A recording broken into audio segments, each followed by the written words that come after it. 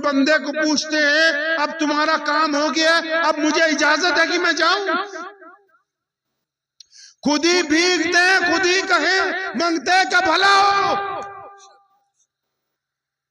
अम्मी आयशा रज़ियल्लाहु ताला फरमाती कि जब कोई मांगने वाला आता था हम उसको सामान देते थे, वो दुआएं देता था, हम भी उसको दुआएं देते थे। किसी ने कहा ए अम्मी आयशा, ए हमारी माँ, ए उम्मत की माँ, आप तो देती हैं इसलिए वो दुआएं दे रहा है। और लेकिन फरमाया फिर क्या हुआ, वो दुआएं दे रहा है तो क्या हम भी उसको साथ में दुआएं ना दें? अब नबी अलैहिस्सलाम उसका काम करवा के पूछते हैं हाँ भाई इजाजत है? तो वो कहने लगा मुझे आप अपना नाम बताएं ताकि मुझे पता हो कि मेरे मोहसिन कौन है।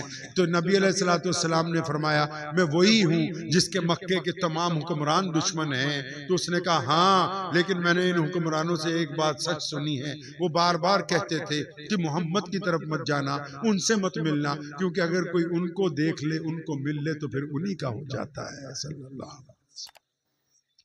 तो उसने कहा या रसूलुल्लाह सल्लल्लाहु अलैहि वसल्लम मुझे पहले कलमा पढ़ाएं। उधर अबू जहल के घर पहुंच गया, उमैया भी, उतबा भी, वलीद भी, सारे अबू लहब भी, वो हमारे चौधरी आज तूने ये क्या कर दिया, पूरे मक्के में हमारी नाक कटवा दी। तो अबू जहल कहने लगा सुनो, आज जब मोहम्मद अलैहिस्सलाम आए, दरवाजा खटखटाया तो उनके ऊपर हवा में एक अज़दहा फन फैलाए खड़ा था। मेरा भी आज यकीन था कि आज अगर मोहम्मद सल्लल्लाहु अलैहि वसल्लम की ये बात नहीं मानी तो ये तेरी जिंदगी का आखिरी मौका है। कहता मैंने तो अपनी जान चाहिए, उनकी बात नहीं मानी है। नबी अलैहिस्सलाम अचानक एक दिन पहुंचे बैतुल्लाह में, उस्मान बिन तला को बुलाया और फरमाया इब्ने तला जरा बैतुल्लाह का ताला खोलो, मैं चाहता हूं 2 नफिल नमाज अपने रब के घर में पढ़ लूं। क्योंकि नबी अलैहिस्सलाम हिजरत पर जाना चाहते हैं, लोगों को नहीं पता नबी अलैहिस्सलाम हिजरत पे जाने से पहले 2 नफिल बैतुल्लाह में पढ़ना चाहते हैं। तो उस्मान बिन तला ने आगे से एक तल्ख बात कही, उसने कहा कि अगर आपकी जगह नौज़ुबिल्लाह कुरैश का कोई बच्चा भी आ जाए तो मैं उसको चाबी दे दूंगा, आपको बैतुल्लाह की चाबी नहीं दूंगा। सुनो मेरे प्यारे पैगंबर अलैहिस्सलाम ने क्या कहा, ये नहीं कहा कि हमारी पुरानी जान पहचान है, ये नहीं कहा कि हम एक मोहल्ले में रहने वाले, ये नहीं कहा कि बरादरी एक है, ये नहीं कहा कि वतन एक है, बल्कि बड़ी इस्तकामत के साथ, बड़ी इस्तकामत के साथ मोहम्मद रसूलुल्लाह सल्लल्लाहु अलैहि वसल्लम ने अपने सीधे हाथ से उस्मान बिन तला के कंधे पर एक थपकी मारी और फरमाया इब्ने तलहा, एक वक्त आएगा कि ये चाबी हम तुझसे वापस ले लेंगे इंशाअल्लाह। इतना कह के पैगंबर आजम सल्लल्लाहु अलैहि वसल्लम उसके चंद दिन बाद हिजरत के लिए रवाना होते हैं। सैयदना अबू बकर रज़ियल्लाहु ताला अन्हु के घर पहुंचते, रात का दूसरा तीसरा पहर है, आवाज दी अबू बकर, उधर से आवाज आई लब्बैक या रसूलुल्लाह सल्लल्लाहु अलैहि वसल्लम। नबी अलैहि सलाम हैरान कि अबू बकर आप क्या दरवाजे पे ही थे? फरमाया जी या रसूलुल्लाह, आपने जिन चंद हफ्तों पहले जो मुझे एक रात ये कहा था कि अबू बकर तैयार रहना, किसी भी वक्त सफर पे जाया जा सकता है, तो या रसूलुल्लाह सल्लल्लाहु अलैहि वसल्लम उस दिन से तो अबू बकर कोई एक रात नहीं गुजरी के बिस्तर पर गया हो, सारी रात दरवाजे के पीछे खड़ा रहता है कि कब नबी अलैहिस्सलाम को पुकारे। नबी अलैहिस्सलाम और सैयदना अबू बकर सिद्दीक गए और वहां से जाके गार में आराम फरमा हो गए मक्का मुकर्रमा में। और इधर मक्कातुल मुकर्रमा में जितने चौधरी हैं अबू जहल वो सब दंदनाते फिरते, कहां चले गए अल्लाह के रसूल?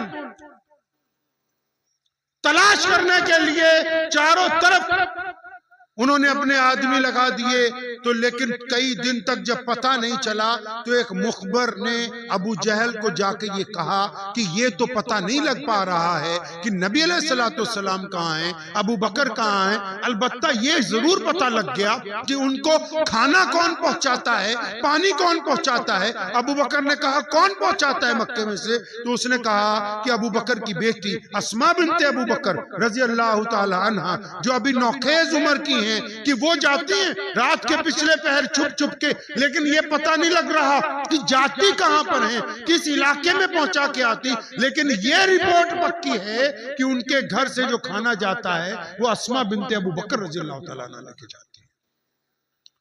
अब जब अबू जहल को ये बात पता लगी, वो अपने साथियों के समेत सीधा सैयदना अबू बकर सिद्दीक रज़ियल्लाहु अन्हु के घर पहुंचा। हज़रत अबू बकर सिद्दीक का घर कहाँ है? आज जब आप बैतुल्लाह में जाते हैं, सामने जिसपे चांद तारा घड़ी पे लगा हुआ है, उसके साथ में जिसमें मस्जिद अबू बकर ऊपर होटल में बनी, वो हज़रत अबू बकर सिद्दीक का घर है। तो सीधा वहां पहुंचा। अबू बकर रज़ियल्लाहु तआला अन्हु शहजादे अपने दौर के, मक्के के रईसों में से कोई मामूली आदमी नहीं है। दुनिया के लिहाज से भी और दीन के लिहाज में तो तमाम अंबिया रसूल के बाद दुनिया में अगर कोई सबसे बड़ा मुसलमान है तो वो, अरे बोलिए, वो अबू बकर हैं। कौन है? अबू बकर हैं रज़ियल्लाहु ताला। प्यारे पैगंबर अलैहिस्सलाम ने 1,24,000 सहाबा की मौजूदगी में अपनी जिंदगी में, अपनी हयात में, अपने सामने, अपने मुसल्ले पर, अपनी मस्जिद में अगर किसी को मुसल्ला इमामत पर नमाज पढ़ाने के लिए खड़ा किया तो वो अबू बकर रज़ियल्लाहु ताला। अब उसको पता लग गया कि अस्मा बिन्ते अबू बकर हैं, तो अबू जहल सीधा हज़रत अबू बकर सिद्दीक रज़ियल्लाहु अन्हु के घर पहुंचा। दरवाजा खटखटाया तो इत्तेफाक से अस्मा बिन्ते अबू बकर रज़ियल्लाहु ताला अन्हा ने दरवाजा खोला। अब जैसे अबू जहल ने देखा, पहचानता तो था ही, उसने वहीं पे उनको मारना शुरू किया। बताओ कहां है मोहम्मद रसूलुल्लाह, तुम्हारे अब्बा कहां हैं? अब मार रहा है।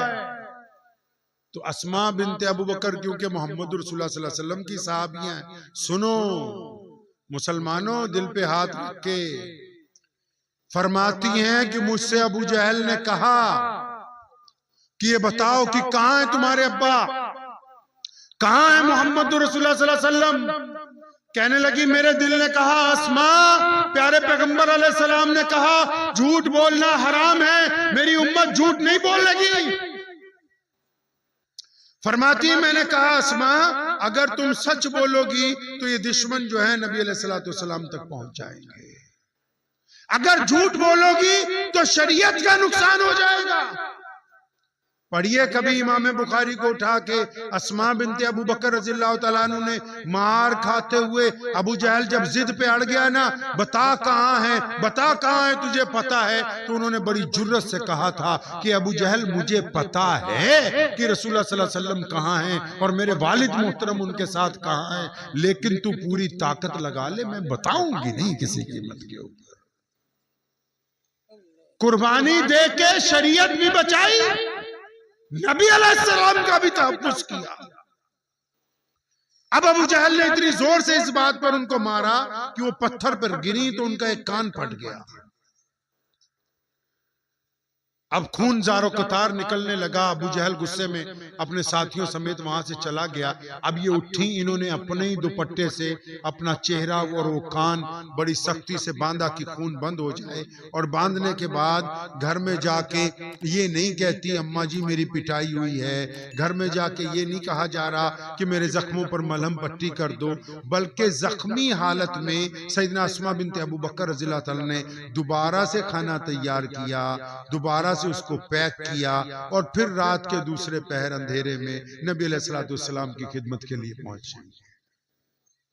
अबू बकर सिद्दीक रज़ियल्लाहु ने आज अपनी बेटी को देखा कि हालत पहले से बड़ी अजीब है। पूछा, बेटा क्या बात है? फरमाया, अबू कुछ नहीं।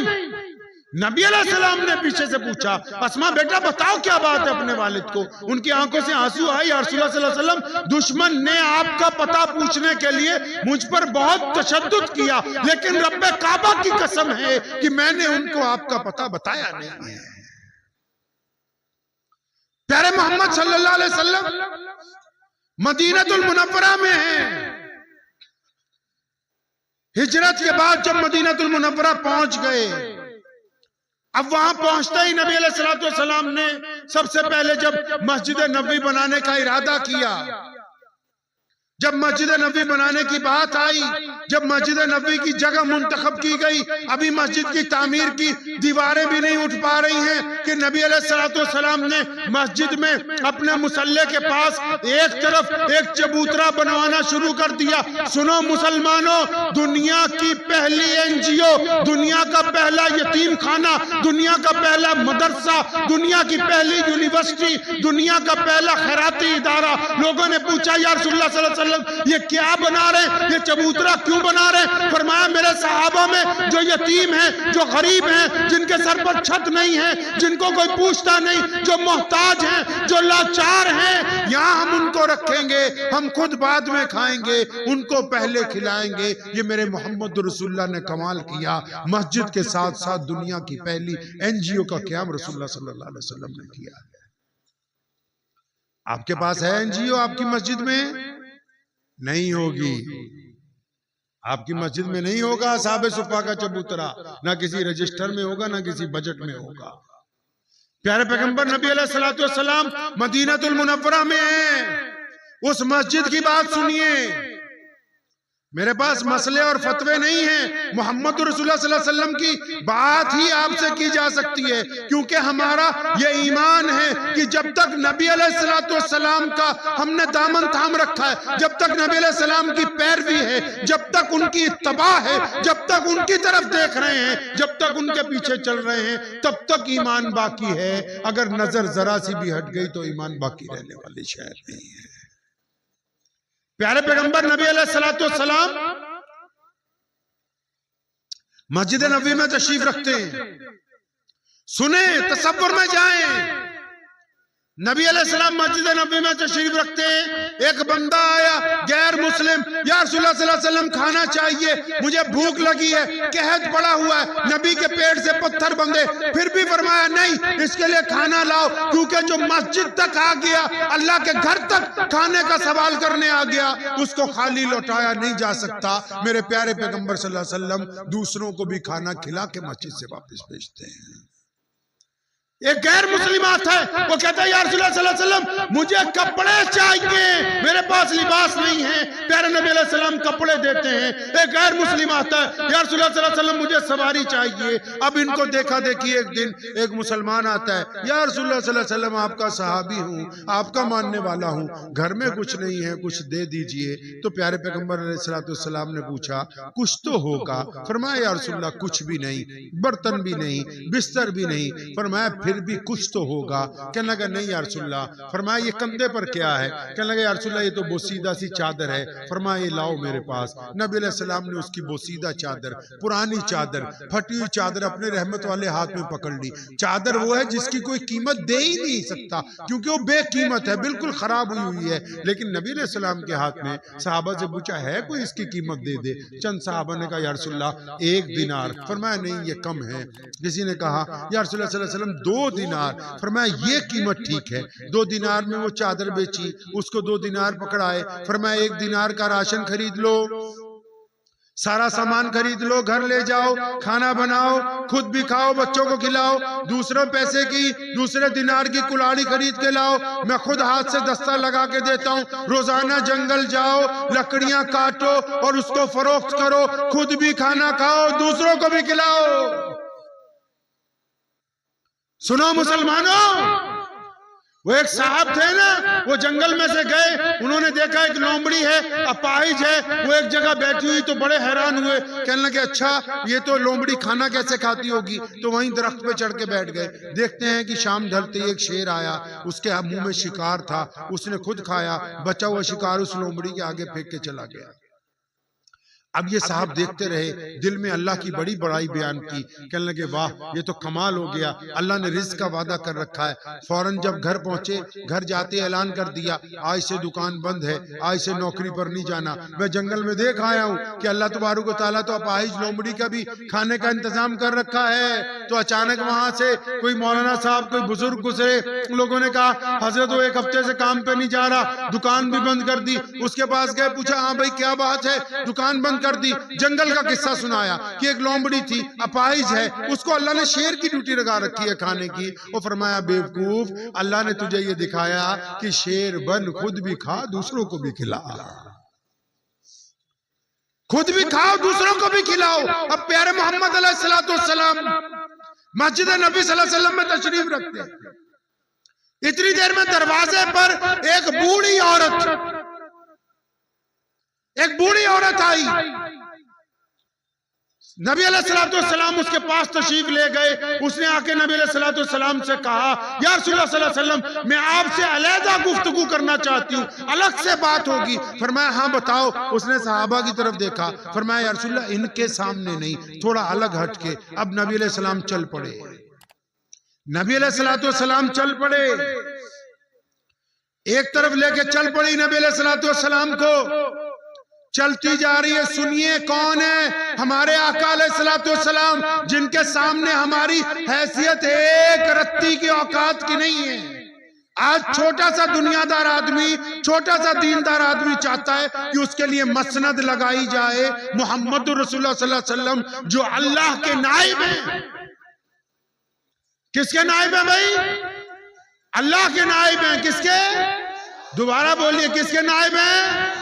अल्लाह के नाइब हैं। शेख सादी ने जब शेर लिखना शुरू किए थे, उसने बहुत रसूलुल्लाह की सिफतें लिखी, लेकिन शेख फरमाते मेरा दिल नहीं मानता था कि मैं उस मेयार तक नहीं पहुंचा जो मोहम्मद रसूलुल्लाह सल्लल्लाहु अलैहि वसल्लम की शान बयान हो सके। बहुत लिखा, फिर फाड़ दिया, बात नहीं बनी। आखिर एक दिन दिल में बात आई और शेख सादी ने लिखा और उसने फिर कलम तोड़ दिया। फरमाते हैं कि मेरे दिल ने कहा कि बाद अज़ खुदा बुजुर्ग तू ही। फरमाते हैं कि सादी ने इस बात पर ईमान कामिल कर लिया है कि अल्लाह के बाद अगर कोई तारीफ के काबिल है तो सिर्फ मोहम्मद रसूलुल्लाह सल्लल्लाहु अलैहि वसल्लम।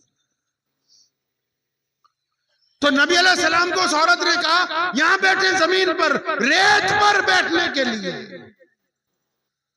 है कोई? बताओ, कोई ऐसा मुसलमान मौलवी है आपके पास? है हमारे पास कोई ऐसा बुजुर्ग? है कोई ऐसा चौधरी कि कोई गरीब उसके दरवाजे पे जाए और वो बाजू पकड़ के कहे चल मेरी बात अलहदा होके सुनना? है कोई ऐसा? बताओ मुसलमानों के रेबान में जाग के।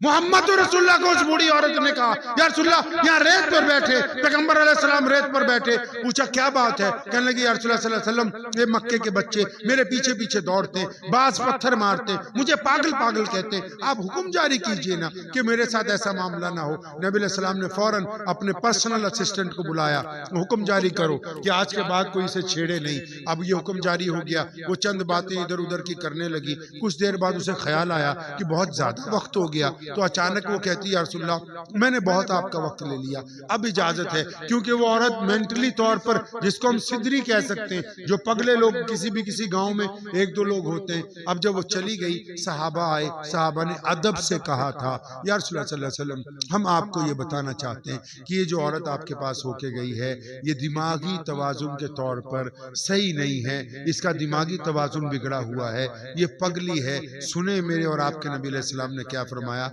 वो फरमाया मेरे सहाबा, मुझे भी पता है कि ये सिदरी है, मुझे भी पता है ये पगली है, सारा मदीना इसकी नहीं सुनता, मैं भी नहीं सुनूंगा तो फिर कौन सुनेगा? तुम बताओ ना, तुम्हारे पास कितने ऐसे यतीम खाने, ऐसे अपाहिजों के घर हैं मुसलमानों, जहां नबी की सुन्नत के मुताबिक वो लोग क़याम करते हो जिनकी कोई नहीं सुनता, उनकी मोहम्मद रसूलुल्लाह के उम्मती सुनते हो। कहना आसान है कि गैर मुस्लिमों ने फला काम ठीक नहीं किया, लेकिन ये सारे काम आज की तारीख में वो कर रहे हैं जो मोहम्मद रसूलुल्लाह सल्लल्लाहु अलैहि वसल्लम ने सिखाए थे। प्यारे नबी अलैहिस्सलाम मस्जिद नबी में तशरीफ रखते हैं, सामने से हातिम ताई की बेटी को सहाबा पकड़ के लाए। एक जगह लड़ पड़ी थी मुसलमानों के साथ, क्योंकि हातिम की बेटी है। हातिम का इंतकाल नबी अलैहिस्सलाम की बासत से चंद साल कबल हो गया था। हातिम से अल्लाह राजी था। हातिम बहुत अल्लाह तबारक व तआला का बरगुज़ीदा बंदा था। अब वो हातिम ताई की बेटी जब उसको पकड़ के लाए तो कहती कि मैंने रास्ते में दिल में ख्याल बना लिया कि नौज़ बिल्लाह मैं मुसलमानों के शहर में जाऊंगी, ऐसे सवाल करूंगी कि कोई जवाब नहीं दे सकेगा। अब नबी अलैहिस्सलाम ने दूर से देख लिया कि एक बेटी को पकड़ के लाए हैं और उसके हाथ बंधे हुए हैं, सर पे उसके दुपट्टा नहीं है। तो प्यारे पैगंबर कहिए सल्लल्लाहु अलैहि वसल्लम, सल्लल्लाहु, आवाज आहिस्ता आती है आप लोगों, सल्लल्लाहु पैगंबर आजम सल्लल्लाहु अलैहि वसल्लम ने दूर से देखा तो अपनी रहमत वाली चादर उतारी। कौन सी चादर भाई? कौन सी चादर? रहमत वाली चादर।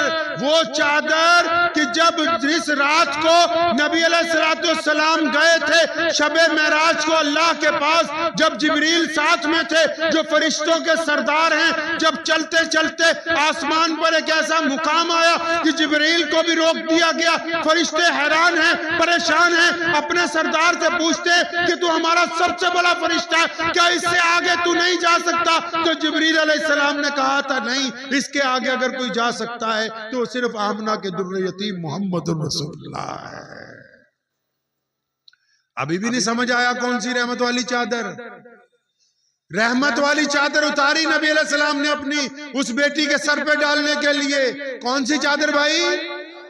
कौन सी चादर? फिर आओ वापिस, शबे मेराज है, नबी अलैहिस्सलाम उम्मे हानी के कमरे में उस रात अकेले आराम फरमाए। जिब्रील आ गए बुर्राक को लेके, बैतुल्लाह में बुर्राक को ठहराया, नबी अलैहिस्सलाम के हुजरे में गए और जब उठाने लगे तो देखा प्यारे पैगंबर अलैहिस्सलाम सो रहे हैं। उन्होंने अल्लाह से पूछा था तेरा महबूब सो रहा है, अगर इजाजत हो तो मैं आवाज देके उठा लूं।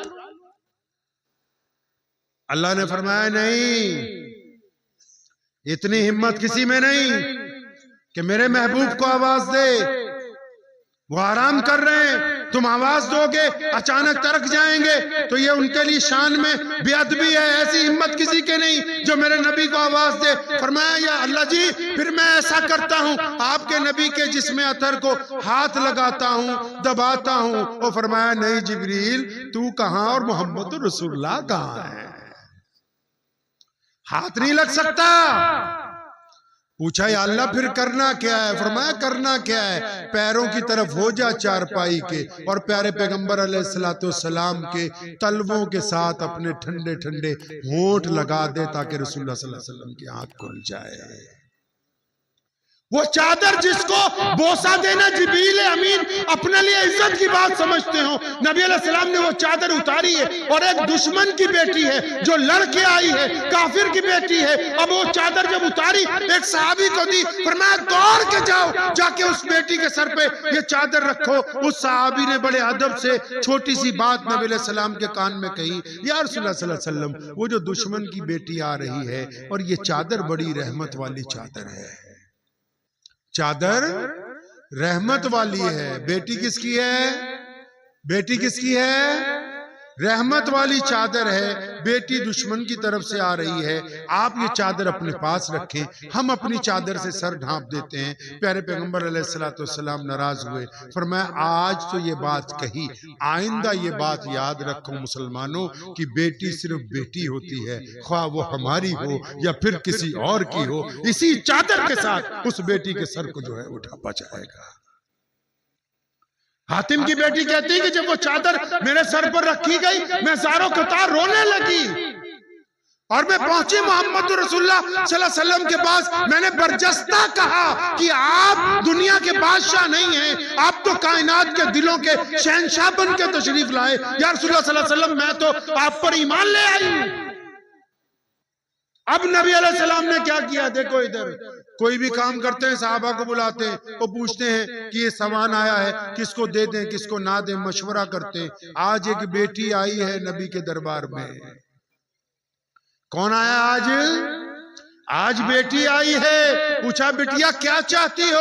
या रसूलुल्लाह सल्लल्लाहु अलैहि वसल्लम, मेरे साथ जितने सिपाही हैं रिहा कर दिए जाएं। नबी अलैहिस्सलाम ने हुक्म जारी किया कि हातिम की बेटी के साथ जितने लोग आए सबको रिहा करो, उनको सवारियां दो, उनको नए कपड़े दो, उनको नए घोड़े पेश करो, उनको साजो सामान दो, उनको बेहतरीन खाने की चीजें दो, उनको सफर का खर्च साथ में दो। बेटी को इतना कुछ दे के भेजा है ताकि क़यामत तक के इंसानों को ये पता लग जाए कि मुसलमानों के नबी ने ये हमें सिखाया कि जब बेटियां घर पे आ जाएं तो उनको खाली वापस नहीं लौटाया जाता है।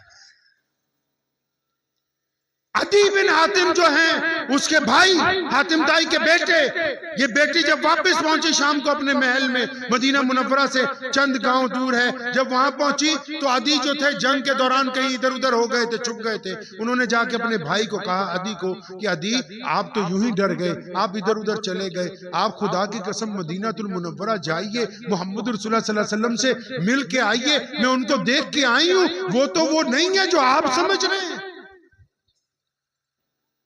अदी ने क्या कहा, सुनो, मौलवी भी बैठे हैं, आप लोगों का तो इलाका माशाल्लाह, जब 12 रबीउल अव्वल आता है तो आधे मौलवी इस बात पे तकरीर करते हैं कि इल्मे गैब था, और आधे मौलवी इस बात पे तकरीर करते हैं कि इल्मे गैब नहीं था।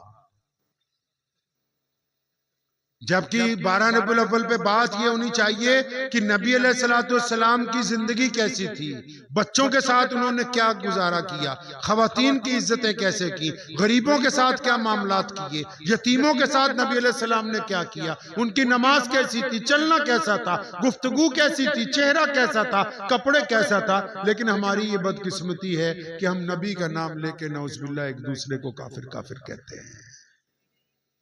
अदी बिन हातिम ने अपनी बहन से कहा, कहने लगे, बहना, लोग जाके मस्जिद में मिलते हैं उनसे, मैं मस्जिद में नहीं मिलूंगा, मैं उनका महल देखना चाहता हूं, घर देखना चाहता हूं कि उनका घर कैसे है।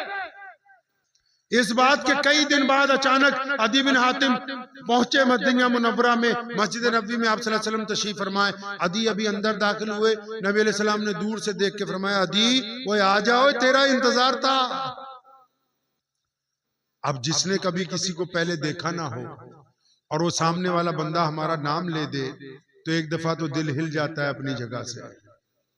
तो अदी कांप गए कि मोहम्मद रसूलुल्लाह तो मुझे पहचानते हैं। अदी ने जाके सलाम किया, अभी बैठे ही हैं, प्यारे नबी अलैहि सलाम ने हाथ पकड़ा, फरमाया, अदी चलना यार, तेरे से घर पे बात होगी, यहाँ बात नहीं करनी। पढ़िए इमाम बुखारी को, कभी जंगे बदर की रात में नबी अलैहिस्सलाम निकले अपने खैमे से और हाथ में छड़ी पकड़ी हुई है, और चलते चलते सैयदना अबू बकर सिद्दीक के कंधे पे हाथ रखा, फरमाया, अबू बकर मेरे दोस्त, सुबह को अबू जहल ने इस जगह पर हलाक होना है, इस वक्त जहां मोहम्मद रसूलुल्लाह ने छड़ी रखी है। फिर चंद कदम चले, फरमाया, यहां उतबा यहां गिरेगा सुबह को। प्यारे मोहम्मद अलैहिस्सलाम ने अदी को कहा, चल घर चलते हैं। अदी फिर काम के घर पहुंचे। अब सोचते हैं कि महल होगा, महल तो नहीं है, खजूरों का कमरा बना हुआ है, खजूरों की लकड़ी का, खजूरों की छत, खजूरें खाने के लिए पेश की। अब नबी अलैहिस्सलाम ने चंद बातें की और फरमाया, अदी वक्त खत्म हुआ मुलाकात का, आप जा सकते हैं। अदी बिन हातिम ने नबी अलैहिस्सलाम का हाथ पकड़ा था, फरमाया, या रसूलुल्लाह सल्लल्लाहु अलैहि वसल्लम, आया तो वापस जाने के लिए था, अब तो जब तक जिंदगी है आपसे वापस नहीं लौटूंगा। एक बात याद रखें, आपको नुक्ते की बात समझा दूं, मसला नहीं मैं समझा रहा हूं, सिर्फ राय दे रहा हूं, फिर दोबारा दोहरा रहा हूं बात को, मसला नहीं, राय दे रहा हूं आपको। हर बंदे की एक औकात होती है, एक हैसियत होती है। हमारी जिंदगी में हम हर एक बंदे की एक हैसियत, एक दायरा है। कोई भी बंदा जब अपने दायरे से बाहर की बात करता है ना, तो उसके मुंह से जचती नहीं है। थानेदार होता है ना, उसका दायरा होता है, मोहतमिम साहब होते हैं ना, उनका भी एक दायरा होता है, कोई गवर्नर हो उसका भी एक दायरा होता है, वो अपने दायरे से बाहर बात नहीं करता है।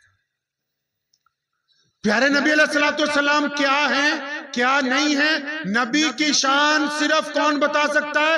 एक नबी बता सकता है, और कोई नहीं बता सकता। सुनो दिल पे हाथ रख के, नबी की क्या शान है एक नबी बता सकता है। और जब मेरे मोहम्मद रसूलुल्लाह आए थे तो कोई नबी बाकी नहीं रहा था, तो ये जिम्मेदारी अल्लाह ताला ने अपने ऊपर उठा ली। फरमाया, हम बताएंगे मोहम्मद रसूलुल्लाह की शान क्या है। नबी अलैहिस्सलाम की शान अगर कोई बता सकता है तो कुरान में मेरा रब्बे करीम बता सकता है। हमारी तारीख ये कहती है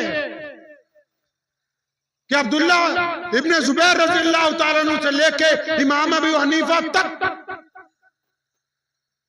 और इमाम अबू हनीफा से लेके शाह वलीउल्लाह मुहद्दिस देलवी तक 1000 साल का अरसा है, कोई मौलवी, कोई मुहद्दिस, कोई पीर, कोई शेखुल हदीस एक नहीं मिलता जिसने मेरे नबी अलैहिस्सलाम की जात को वजह निज़ा बनाया हो, अवाम के मजमे में नबी अलैहिस्सलाम की जात गिरामी को लेके तनाज़ा खड़ा किया।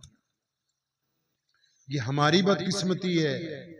जिनको इस्तिंजा नहीं करना आता वो बताएंगे कि इल्मे गैब था कि नहीं था।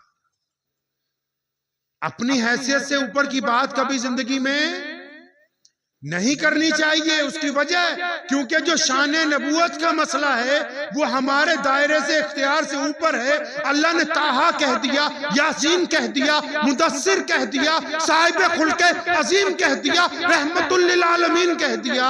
अल्लाह ही जानते हैं वो क्या है। हमारा मकसद सिर्फ उनकी शान बयान करना है, शान की हुदूद बयान करना हमारी औकात से बाहर की बात है।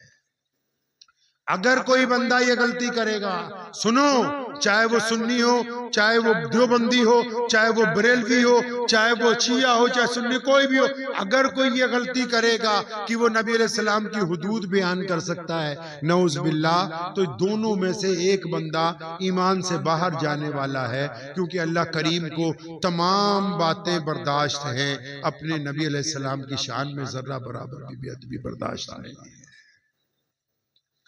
तो बात हातिम ताई के बेटे की चल रही थी, बीच में हम आपको मशवरा देने लगे।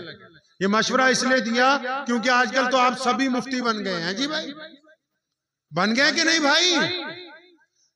अगर बच्चा बीमार हो जाए, मौलवी वकील साहब, बच्चा अगर बीमार हो जाए तो बेगम कहती है कि MBBS डॉक्टर से दवाई लेनी है। अगर मोबाइल खरीदना है तो बोलते हैं कंपनी का चाहिए। कार ठीक करवानी है तो बोले एजेंसी में देंगे। और अगर फतवा लेना हो तो, कल रात में एक निकाह में था, वहां भी 5-6 मुफ्ती थे। डॉक्टर साहब भी फतवा दे रहे हैं, इंजीनियर साहब भी फतवा दे रहे हैं, बावर्ची भी फतवा दे रहा है, रेडी चलाने वाला भी फतवा दे रहा है जी। मतलब दीन लो कैटेगरी का चाहिए। दवाई भी अच्छी, कपड़ा भी अच्छे शोरूम का, मोबाइल भी अच्छी कंपनी का। और जब दीन समझाने की बात आए, दीन समझने की बात आए, तब उलमा नहीं, जो भी हैं अरे गहरे, वो सारे ही मसला बता रहे हैं जी, हमें पता है। और उलमा को गुजारिश करता हूं, फोन पर कोई आदमी मसला पूछे तो हम मुकल्लफ नहीं है फोन पर मसला बताने के, क्योंकि शरीयत ये कहती है पूछने वाला अपने मतलब की कह रहा है। अगर उसको मसला पूछना है अपने इलाके की मस्जिद के मुफ्ती के पास, अपने इलाके की मस्जिद के इमाम के पास जाए, जो उसके जाहिर और बातिन को जानता है, जो उसको पता है कि इसके कारनामे कैसे हैं, जो ये जानता है कि ये मसला पूछ क्यों रहा है, ताकि वो शरीयत के मुताबिक बिल्कुल दुरुस्त बात उसको बता सकेगा। तो मदीनातुल मुनव्वरा में प्यारे नबी अलैहिस्सलातु वस्सलाम मस्जिद नबवी में तशरीफ रखते हैं। अब इतनी देर में एक और खातून जिसने कपड़े बहुत अच्छे नहीं पहन रखे, आम से कपड़े पहन रखे, वो खातून दरवाजे पे आई। नबी अलैहिस्सलाम खुतबा देने के लिए खड़े हुए तो मेंबर से उतरे, सीधा उस औरत के पास, बूढ़ी औरत है, उसने कंधे पे हाथ रख के पूछा, बेटा क्या हाल है? नबी अलैहिस्सलाम की आंखें आबदीदा, अम्मा ठीक हूँ, आप कैसी हैं? बहुत मुद्दतों के बाद आई और आवाज मारी है सैयदना बिलाल को कि तमाम अशरा मुबश्शरा को बुलाओ, अहले बैत को बुलाओ। या रसूलुल्लाह सल्लल्लाहु अलैहि वसल्लम, कौन है ये औरत? ये तो कोई इतनी खूबरू तो नहीं लगती, देखने में तो कोई बादशाह, कोई शहजादी नहीं लगती। फरमाया, ये बिलाल, ये मेरी माँ है, ये दाई हलीमा है, इसने मुझे मेरी माँ के बाद मुझे पाला है। इसने नबी अलैहिस्सलाम ने अपनी रजाई माँ के लिए, जिसने सिर्फ नबी अलैहिस्सलाम को दूध पिलाया, अपनी रहमत वाली चादर बिछाई है मसनद पर, ताकि तुम्हें ये बता सके कि माँओं का एहतराम इस तरह किया जाता है। एक औरत है, वो आई नबी अलैहिस्सलाम के खेमे के बाहर, उसने आके कहा साहबा को, हट जाओ पीछे, मैंने तुम्हारे नबी से मिलना है, मैं उनकी बहन हूँ। अंदर फौरन पैगाम पहुंचा। या रसूलुल्लाह सल्लल्लाहु अलैहि वसल्लम, एक खातून बाहर खड़ी, वो कहती कि मैं आपकी बहन हूँ। फरमाया, मैं तो अपनी अम्मा सैयदा आमना का अकेला ही बेटा हूँ, ये कौन है? फरमाया, वो कहने वाली कहती कि मेरा नाम शीमा है और मैं मोहम्मद रसूलुल्लाह की बहन हूँ। फरमाया, हाँ, वो दाई हलीमा की बिटिया मेरी रजाई बहन है, हमने एक माँ का दूध पिया, जल्दी अंदर लाओ। अंदर आई, 60-70 साल की उम्र है। नबी अलैहिस्सलाम ने अपनी बहन का इस्तकबाल उठ के किया है। आज तो कई लोग बीवियों से डरते हुए बहनों का इस्तकबाल करने में खौफ महसूस करते हैं। बीवी से डरते हुए शायद सोचते हैं बहन को कुछ दे देंगे तो घर में मसला ही ना खड़ा हो जाए। शीमा आई है, नबी अलैहिस्सलाम ने कहा, उनके सामने पेशकश रखी, आप चाहे मदीने में रहें, आपके लिए घर इंतजाम करूंगा, खुदाम लगाऊंगा। आपने बचपन में मुझे अपनी गोद में उठाया है। हज़रत शीमा फरमाती, जब नबी अलैहिस्सलाम बिल्कुल छोटे थे, मैं उनको लेके जाती थी जब जानवर चराने के लिए, तो मेरी बकरियां चारों तरफ मेरे करीब रहती थी। फरमाती थी हालत ये थी कि मैं एक दरख्त के नीचे बैठती थी, मैं प्यारे पैगंबर सल्लल्लाहु अलैहि वसल्लम का चेहरा देखती रहती थी, मेरी बकरियां भी मोहम्मद रसूलुल्लाह सल्लल्लाहु अलैहि वसल्लम को देखती रहती है। आज जब शीमा आई है, बूढ़ी हो गई, नबी अलैहिस्सलाम ने पेशकश रखी, यहाँ रहोगी, खाओ पियोगी, घर देंगे, साजो सामान देंगे। फरमाया नहीं या रसूलल्लाह, मेरे कबीले के कुछ लोगों को साहबा ने गिरफ्तार किया, फरमाया अभी छोड़ देंगे। उनको जब छुड़वाया, हजरत शीमा को इतना सामान दिया, कई ऊंट लद गए। फिर बताना था ना उम्मत को कि जब बहनें भी घर आ जाएं तो उनको खाली हाथ वापस नहीं लौटाया जाता, उनको खाली हाथ नहीं वापस लौटाते। प्यारे पैगंबर मोहम्मद रसूलुल्लाह सल्लल्लाहु ताला अलैहि वसल्लम ने मक्कातुल मुकर्रमा को फतेह करने का इरादा किया। मक्के को जब फतेह करने का इरादा किया तो नबी अलैहिस्सलाम जब मक्का मुकर्रमा की तरफ रवाना हुए हैं तो मक्के में एक बूढ़िया रहती है, एक मुअम्मर खातून रहती है और उसका टूटा सा घर है, 3-4 उसके बच्चे हैं। हजरत उम्मे हानी रजी अल्लाह ताला, उम्मे हानी मक्के में रहती हैं और अपने बच्चों को समझा रही हैं, वो आ रहे हैं मदीने से तुम्हारे मामू, वो आ रहे हैं। 10 साल पहले जिनको मक्के से निकलने पर मजबूर कर दिया गया था, वो आ रहे हैं। अब नबी अलैहिस्सलाम मक्कातुल मुकर्रमा पहुंचे, जब बैतुल्लाह को फतेह कर लिया गया, जब नमाज के लिए तैयारी शुरू हुई तो सुने उस वक्त क्या हुआ है। प्यारे पैगंबर अलैहिस्सलाम खाना काबा के सहन में पहुंचे तो बड़े बड़े शहजादे वहां पर मौजूद हैं, बड़े बड़े लोग मौजूद हैं। कौन? सैयदना अबू बकर सिद्दीक रज़ियल्लाहु ताला अन्हु, सैयदना अब्दुल्ला इब्न जुबैर रज़ियल्लाहु ताला अन्हु, सैयदना अबू उबैदा बिन जर्राह रज़ियल्लाहु ताला अन्हु,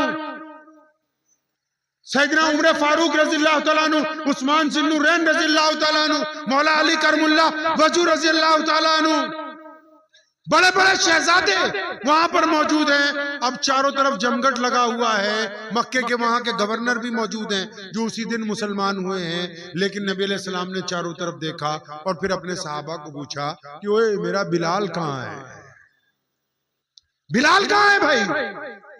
अब बिलाल तो गुलाम है, बिलाल हबशी है, बिलाल काला है, वो सबसे पीछे। जब इनको आवाज दी गई तो कांपते कांपते आगे आए कि मेरी आज क्या जरूरत पड़ गई। अब वहां जो सहाबा मौजूद थे बैतुल्लाह के सहन में, सुनो मुसलमानों, वो बात को समझ गए, वो नबी अलैहिस्सलाम के इरादे को समझ गए। फिर एक सहाबी ने कान में कहा, या रसूलुल्लाह सल्लल्लाहु अलैहि वसल्लम, आज इतनी बड़ी फतेह हुई है कि अहले कुरैश की नाक कट गई है। आज अगर आपने एक गुलामजादे को बैतुल्लाह की छत पे अजान देने के लिए चढ़ा दिया तो जो रही सही इज्जत है वो भी खत्म हो जाएगी। सुनो मुसलमानों, मैं स्टेज पे आया तो मुझे कान में किसी ने कहा कि सारा गांव ही खान साहबों का है। फिर क्या हो गया? खान साहब होना कोई बड़ी बात है? अंसारी साहब होना कोई बड़ी बात है? शेख होना कोई बड़ी बात है? मीर डार होना कोई बड़ी बात है? सैयद होना कोई बड़ी बात है? पता तो लगे। दुनिया में जो बड़े लोग हैं काबिल एहतराम, वो सिर्फ रसूलुल्लाह सल्लल्लाहु अलैहि वसल्लम का घराना और अहले बैत और सहाबा इकराम की जमात है। उसके बाद जो इतने मुसलमान हैं, अब वो अपनी बरादरी, रंग और नस्ल को जो मर्जी नाम देते रहे, किसी एक के ऊपर कोई दूसरा फौकियत हासिल नहीं कर सकता है। उसने कहा साहबी ने नबी अलैहिस्सलाम से, या रसूलल्लाह अगर बिलाल ऊपर चढ़ गए तो इनकी बेइज्जती हो जाएगी। डांटा।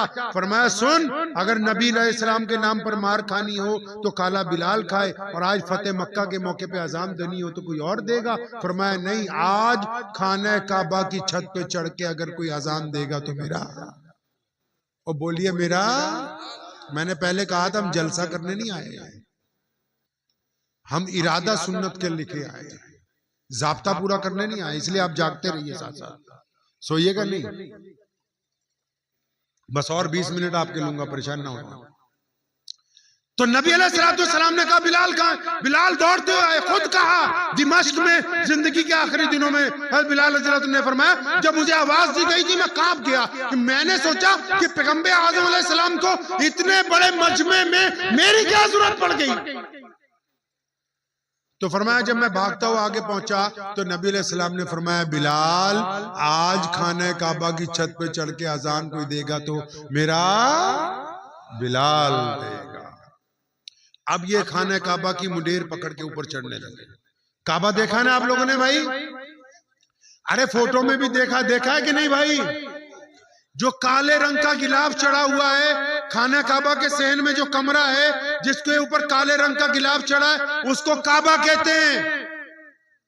वो किबला है हमारा। और चारों तरफ जो बरामदे हैं, जो मस्जिद बनी है उसको मस्जिद हराम कहते हैं। बात समझ आ रही है नहीं? अरे भाई समझ रहे हैं नहीं आप? जो दरमियान में है वो क्या है जी?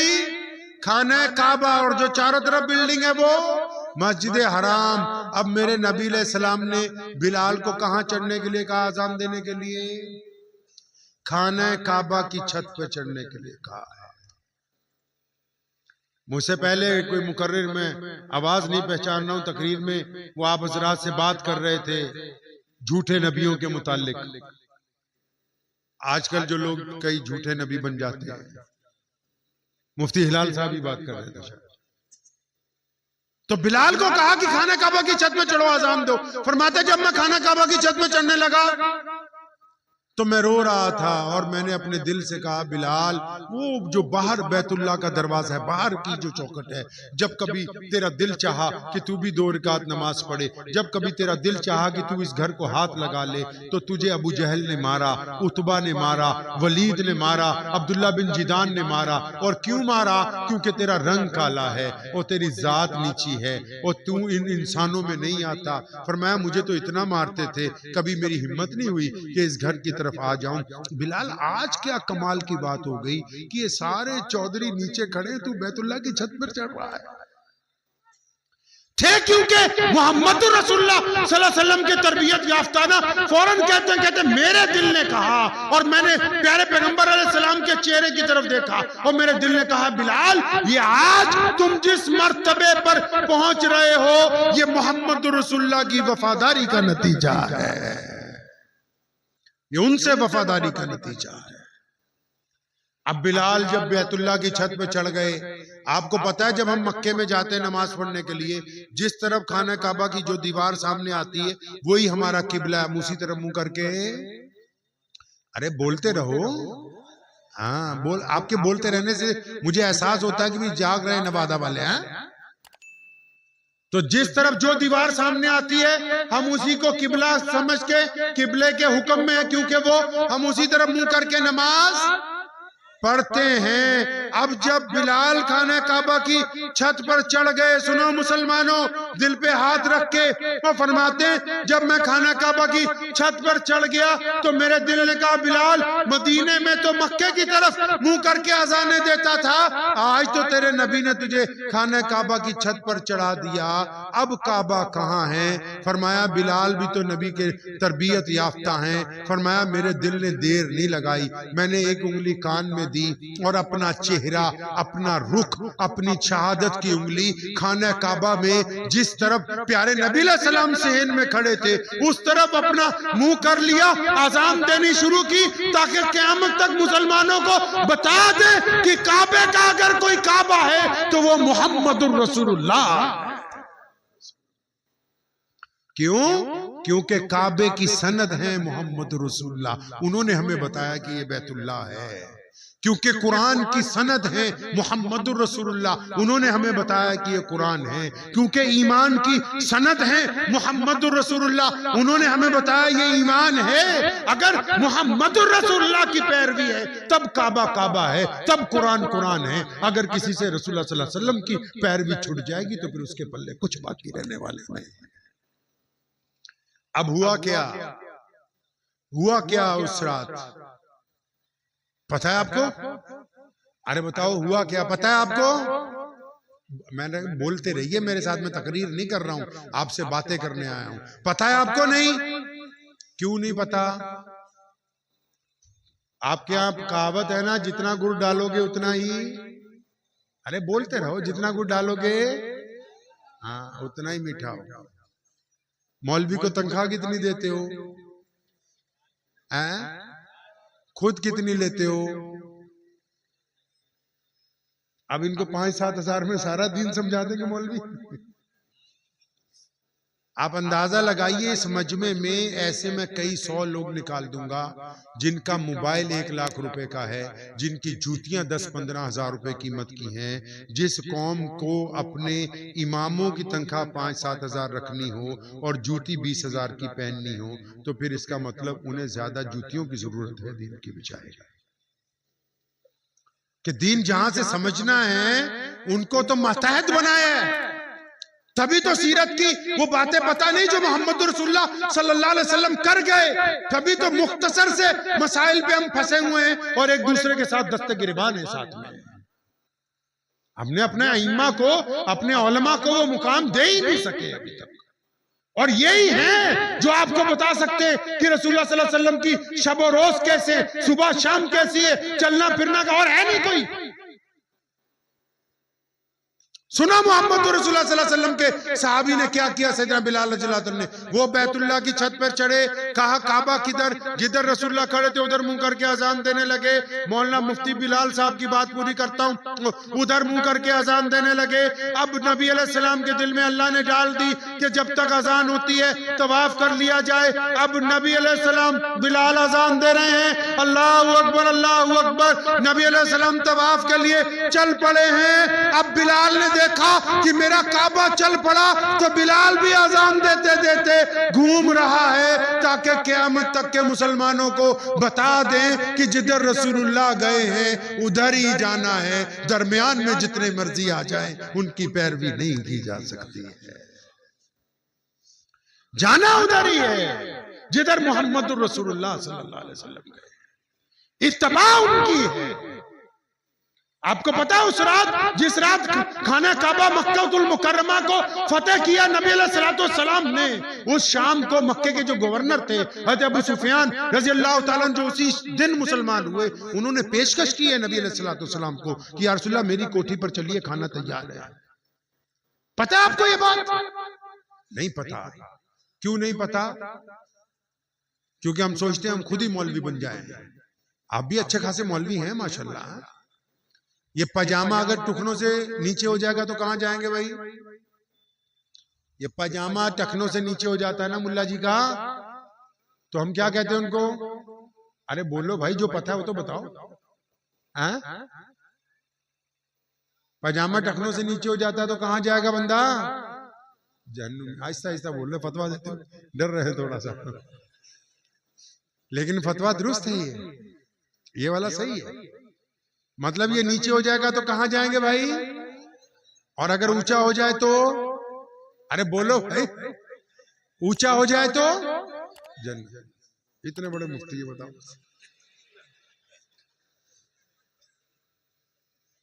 अब जब मैं पढ़ने के लिए गया था तो मेरा पजामा टखनों से नीचे था एक दिन, तो वहां मुझे 2-4 लोग मिले, तो उन्होंने मुझे कहा कि इसको ऊंचा कर ले, तुझे जहन्नुम में जाना है।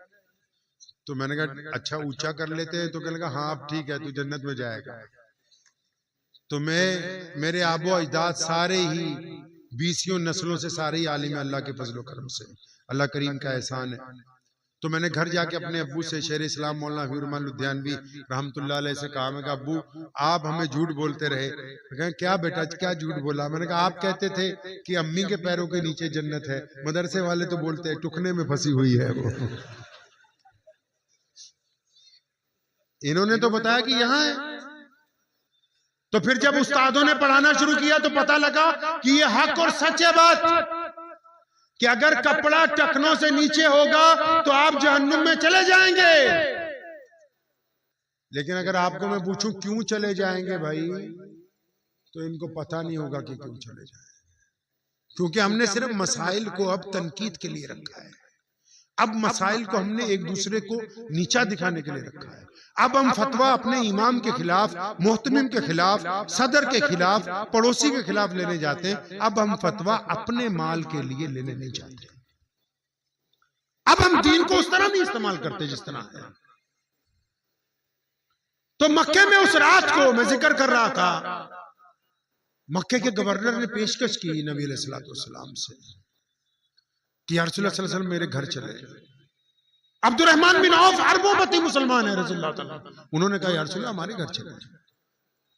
अबू बकर सिद्दीक रज़ियल्लाहु ताला, या रसूलल्लाह हमारे घर चले। सारी मक्के के पुराने रहने वाले, सबकी रिश्तेदारियां वहां हैं। तो प्यारे नबी अलैहिस्सलातु वस्सलाम ने सबको कहा कि नहीं, अभी आपके घर जाने के लिए वक्त नहीं है।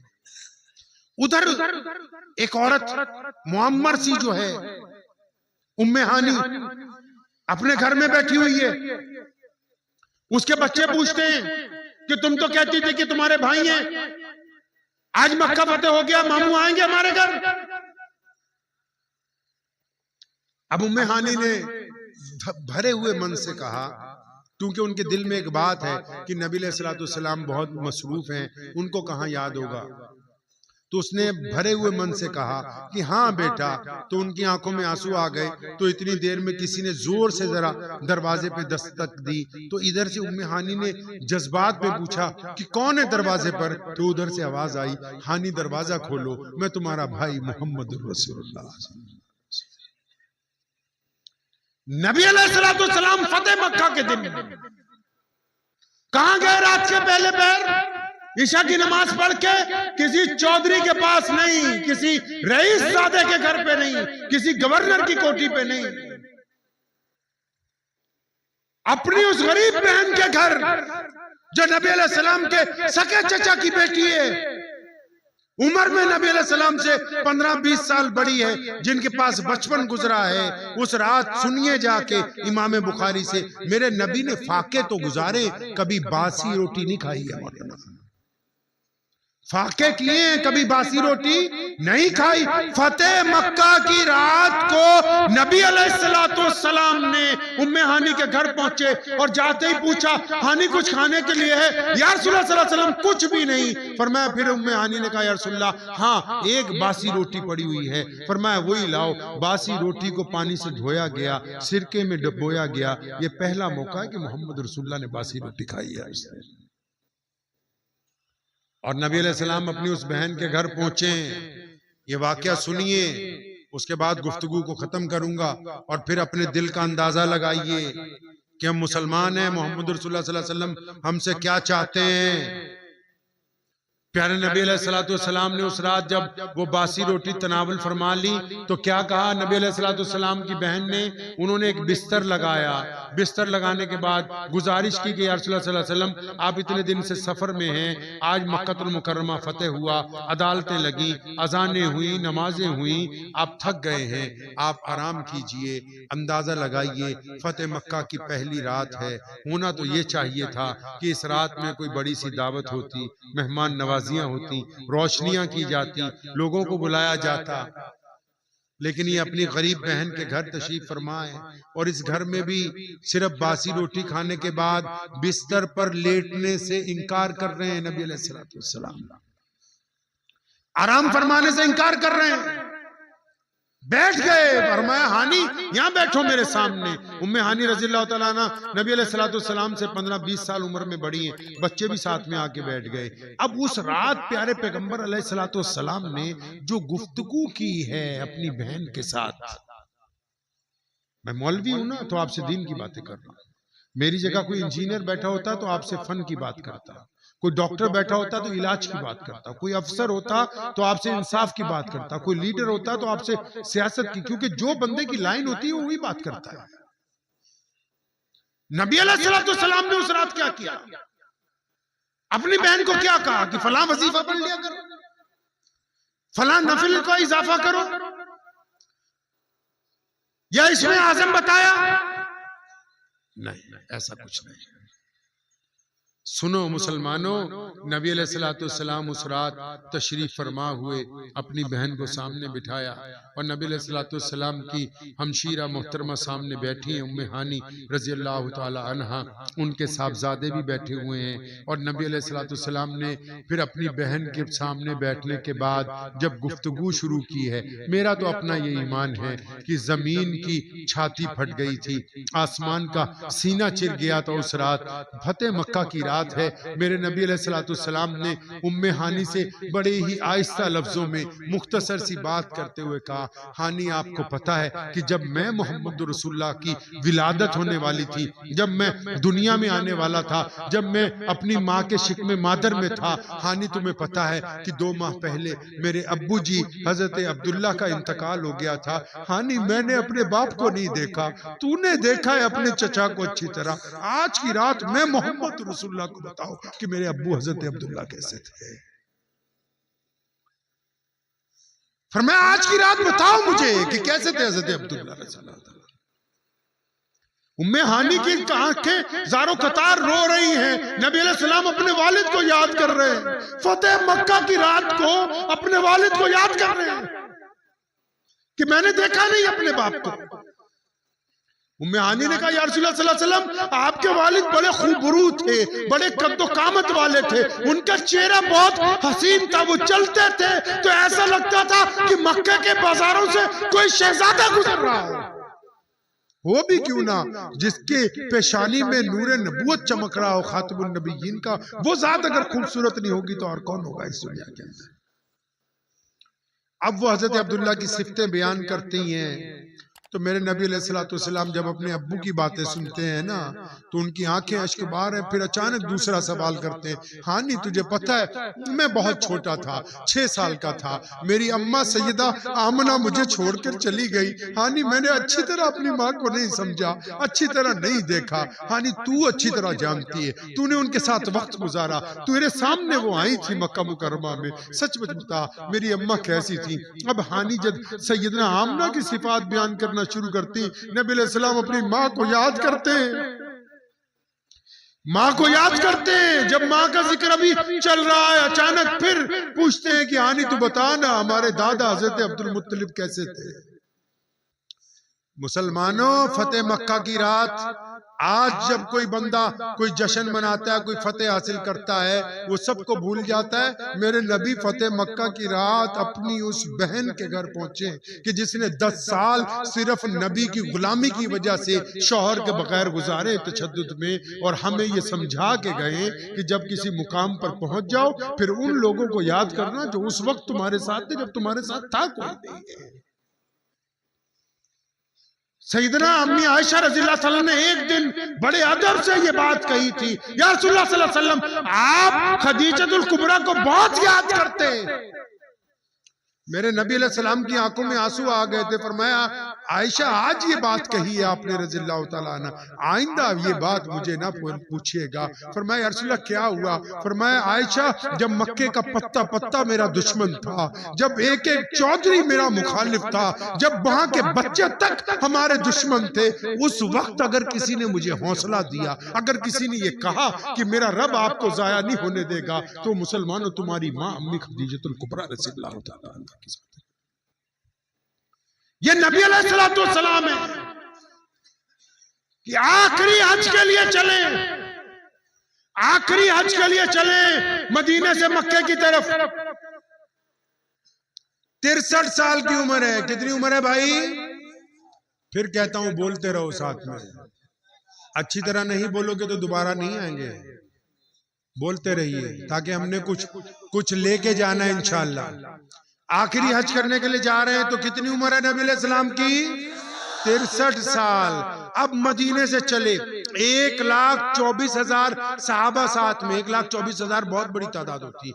10-15 किलोमीटर में काफिला चल रहा है। सारे शहरों को खबर है कि रसूलुल्लाह सल्लल्लाहु अलैहि वसल्लम आ रहे हैं। इस्तकबाल की तैयारियां जगह जगह चल रही हैं। अब मदीने से मक्के चले, रस्ते में एक बस्ती आती है, एक पहाड़ी, उसका नाम अबवा है। सुनो मुसलमानों, उस बस्ती का नाम अबवा है, एक पहाड़ है उसका नाम अबवा है। अब मदीने से मक्के की तरफ लश्कर जा रहा है। अचानक मेरे नबी मोहम्मद सल्लल्लाहु अलैहि वसल्लम ने अपना ऊंट अबवा पहाड़ी की तरफ मोड़ लिया। उस पहाड़ी पर जाके नबी अलैहि सलाम ने ऊंट बिठाया, एक कब्र के पास जाके बैठ गए। और इमाम बुखारी ने लिखा है कि नबी अलैहि सलाम इतना रोए कि दाढ़ी मुबारक के तमाम बालों में से पानी टपकने लगा। लोगों ने पूछा अल्लाह के नबी अलैहि सलाम कहां चले गए, वो पहाड़ी पर किसकी कब्र पर बैठे हुए हैं? तो पता लगा कि वो तो अपनी अम्मी सैयदा आमना की कब्र के ऊपर बैठे हुए हैं जाके। फिर वही जात आगे बढ़ी थी जिसने बदर में जाके रसूलुल्लाह सल्लल्लाहु अलैहि वसल्लम को गले लगाया था, सैयदना अबू बकर सिद्दीक रज़ियल्लाहु अन्हु, और उन्होंने पूछा था या रसूलुल्लाह क्या हुक्म है, सुनो मुसलमानों तुम्हारे नबी ने क्या कहा अपनी माँ की कब्र के पास बैठ के। फरमाया जाके बता दो आज सबको कि आज की रात मैं मुहम्मदुर रसूलुल्लाह यही अपनी माँ के पास बिस्तर लगा के सोऊंगा। प्यारे नबी अलैहिस्सलाम ने दुनिया को रंग ढंग दिए।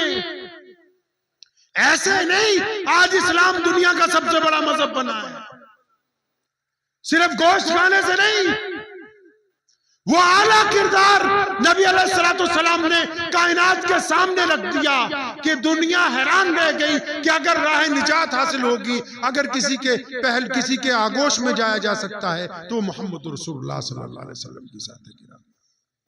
आप भी बताओ मुसलमानों, आपने कोई ऐसा काम किया है जो हमारे नबी अलैहिस्सलाम ने किया? कुछ ऐसा किया है जिंदगी में?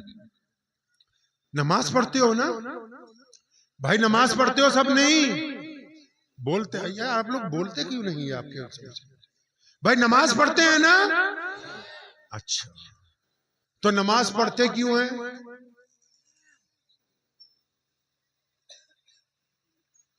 क्या किसके लिए? अल्लाह के लिए। आप भी अल्लाह के लिए। आप मैं पहले ही कहा था तकरीर करने नहीं आया हूं, आपसे बातें करने आया हूं। आप किसके लिए पढ़ते हो भाई? ये तो सारी अल्लाह के लिए पढ़ते। घबराओ नहीं, बाकी जिससे पूछूंगा वो भी अल्लाह के लिए पढ़ रहे हैं। तभी कह रहा हूं कम से कम मौलवी की तनख्वाह 25,000 कर दो, अगर तो जन्नत में जाना चाहते हो सीधी तरह से। मजाक नहीं कर रहा हूं। दुनिया में 4th क्लास का जो मुलाजिम है ना, उसकी भी दिहाड़ी 800 रुपए रोज है। आपको अपने इमाम को आप उसको इसका मर्तबा नहीं दे सकते। उसके पास वक्त ही नहीं है, अपनी जाती जिंदगी में फंस गया है कि आपको क्या बताएं हम कहां से दिन लेके आए। अल्लाह ने ये जो नमाज बनाई कुरान पाक में, इसकी वजह तस्मिया लिखी, इसकी वजह तस्मिया कुरान पाक में बयान की। अब आप कहते हैं कि अल्लाह को राजी करने के लिए, कोई कहता है रसूलुल्लाह की आंखों की ठंडक। वो बातें दुरुस्त हैं भाई, लेकिन नमाज पढ़ते क्यों है, उसकी वजह क्या है? अब वजह पूछने जाओ तो क्या पता नहीं, हमें तो वजह नहीं पता। नमाज इसलिए पढ़ते हैं मेरे भाई, ताकि अल्लाह ने फरमाया कुरान पाक में कि हमने नमाज इसलिए फर्ज कर दी ताकि आप बुरी बातें करनी छोड़ दें, अच्छी बातें करनी। एक बंदा अगर नमाज पढ़ता है, ठगी भी मारता है, तो इसका मतलब वो सिर्फ ठगी ही मार रहा है, नमाज नहीं पढ़ रहा है। आप नमाज पढ़ते हैं ना, सब पढ़ते हैं ना नमाज, कि हाँ इंशाअल्लाह। तो अच्छा सच्ची सच्ची अपने दिल पे एक हाथ रख लो, बस आखिरी बात पूछो, असलियत में रख लो दिल पे हाथ। और जवाब अब मुझे नहीं देना है, आपने अपने आप को देना है।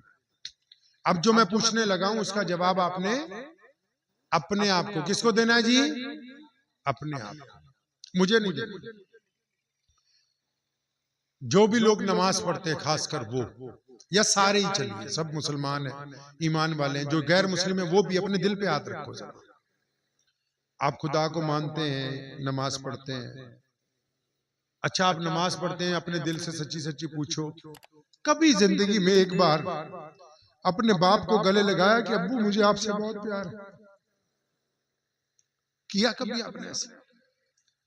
आपने कभी ऐसा किया है? कभी कैसे किया है कि अब्बू मुझे यार आपसे बड़ी मोहब्बत है, आपकी हड्डियां गल गई मुझे जवान करते करते? आप नमाज पढ़ते ना, इसलिए पूछता हूं, क्योंकि हमारे नबी अलैहि सलाम ने फतेह मक्का पे अपने अब्बू को याद किया। अच्छा, आप नमाज पढ़ते हैं ना, दिल पे हाथ रखे रहिए, आप नमाज पढ़ते हैं ना, आपने कभी अपनी अम्मी के पैर दबाए हैं? बताओ ना, नमाज पढ़ते हो, अपने आप को बताओ, आपने कभी अपनी अम्मी के पैर दबाए? आप नमाज पढ़ते हैं ना, आपने कभी अपनी बीवी को कहा मैं तेरा दोस्त हूं? आप नमाज पढ़ते हैं, आपने कभी अपने बच्चों के साथ कोई खेल खेला है, उनको वक्त दिया है? आप नमाज पढ़ते हो ना, आपने किसी रोते हुए बंदे को हंसाया? कोई यार, कोई दोस्त, कोई भाई, कोई पड़ोसी, कोई बच्चा, कोई बूढ़ा जो रो रहा हो, आप जानने वाले हो उसके, आपने कभी उसको हंसाया? आप नमाज पढ़ते हैं ना, आप कभी किसी गरीब का हाथ पकड़ के ले गए कि चल आज मैं तुझे अच्छा खाना मैं खिलाऊंगा, आज तुझे मांगना नहीं पड़ेगा? आप नमाज पढ़ते हैं ना, आपने कभी किसी अपनी मजबूर बहन, अपने किसी मजबूर भाई, अपने किसी मजबूर दोस्त, अपने किसी मजबूर पड़ोसी के घर के बाहर जाके अपनी हैसियत के मुताबिक लिफाफे में 500, 1000, 50,000, 1 लाख डाल के चुपके से नीचे से फेंके हो कि मेरे भाई की इज्जत भी बच जाए, इसको पता ना लगे कि किसने इसकी मदद की है? आप नमाज पढ़ते हैं, आपने कभी ऐसा कुछ किया है? आप नमाज पढ़ते हैं ना, रास्ते में कोई पत्थर गिरे होते हैं गाड़ियों से जो लोगों को एक्सीडेंट कर सकते हैं, आपने कभी किसी पत्थर को उठा के साइड पे रखा है?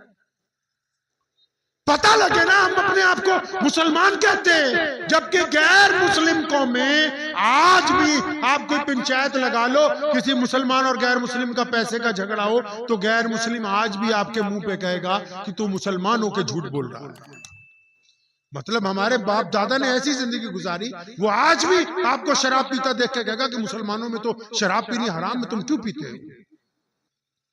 पता तो लगे यार, हम कहां खड़े हैं? ये बहाने बना लिए मौलवियों ने, हमारे लीडरों ने कि जी फलां ने ये कर दिया हमारे खिलाफ, फलां ने। हम खुद क्या कर रहे हैं अपने दीन के साथ? हमने क्या किया अपने मजहब के साथ? बताओ तो सही। ये कड़वी बातें हैं, लेकिन ये होनी चाहिए।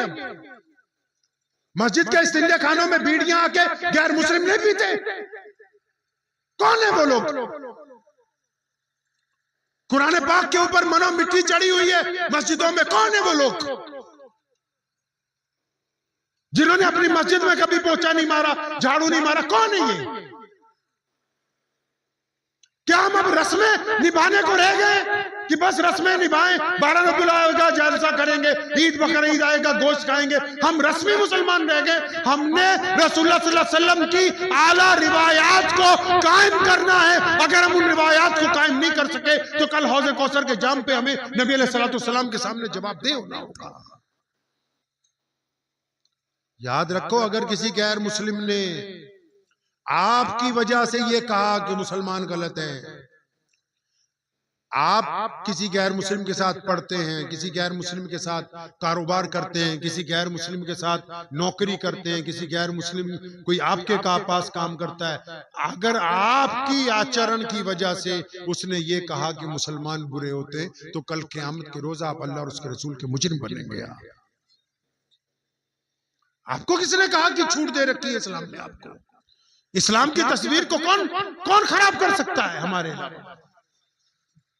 इस्लाम की फोटो को देखिए ना, जरा फोटो देखिए इस्लाम की। आप कहेंगे फोटो तो होती नहीं, होती है यार। अपने मोबाइल के कैमरे में अपनी एक सेल्फी खींचो, अगर ये सेल्फी किसी ठग की है तो आप मुसलमानों के और इस्लाम के मुजरिम हैं। अगर ये सेल्फी किसी शराबी की है तब आप इस्लाम के मुजरिम हैं। अगर ये सेल्फी किसी की बेटी की तरफ जिना की निगाह से सुबह शाम देखने के वाले की, तो आप अल्लाह और उसके रसूल के मुजरिम हैं। आप नमाज वो काबिल कबूल नहीं है कि जिसमें बहुत 4 दफा वजू करके और 10,000 आयतें पढ़ी जाए। नमाज वो काबिल कबूल है जो नमाज पढ़ने के आने के बाद किसी गैर की बेटी को देखे तो आंखें झुका ले। अगर वो गैर की बेटी को फिर भी जिना की निगाह से देखता है तो वो अंदर तमाशा करके आए, अल्लाह को धोखा देने की कोशिश करके आए।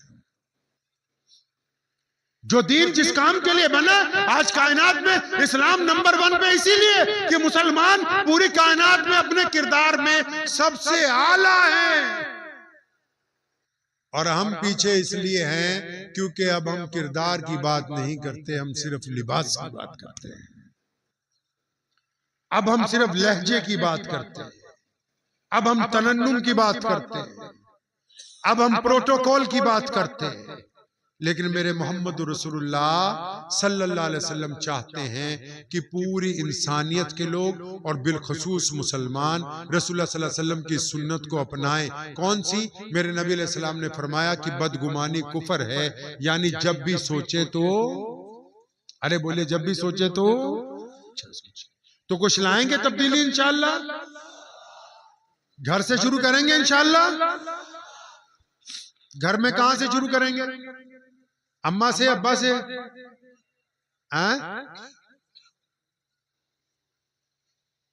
घर में अपने आप से शुरू करेंगे। हमारे घर में एक ही बंदा खराब है, वो हम खुद हैं। हमारी अना ने हमें फंसा रखा है, और ये एहसास मुझे बहुत हुआ आपके खित्ते में घूम के।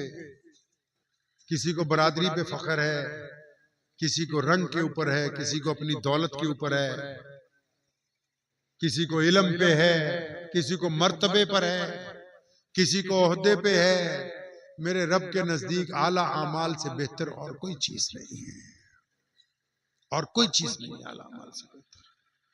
इस बात को ज़हन नशीन कर लीजिए कि इस्लाम की जो ग्रास रूट पे जो दारोमदार है, उसके ऊपर हर एक मुसलमान की यकसा जिम्मेदारी है। इस जिम्मेदारी को अदा करेंगे इंशाअल्लाह, करेंगे इंशाअल्लाह। अपने अंदर तब्दीली लानी, दिल को थोड़ा बड़ा करना है। क्या करना है दिल को? आपने एक कहावत सुनी होगी, आपके इलाके में भी होंगे, पता नहीं मौलाना भी कहते हैं, कभी ये नहीं कहते।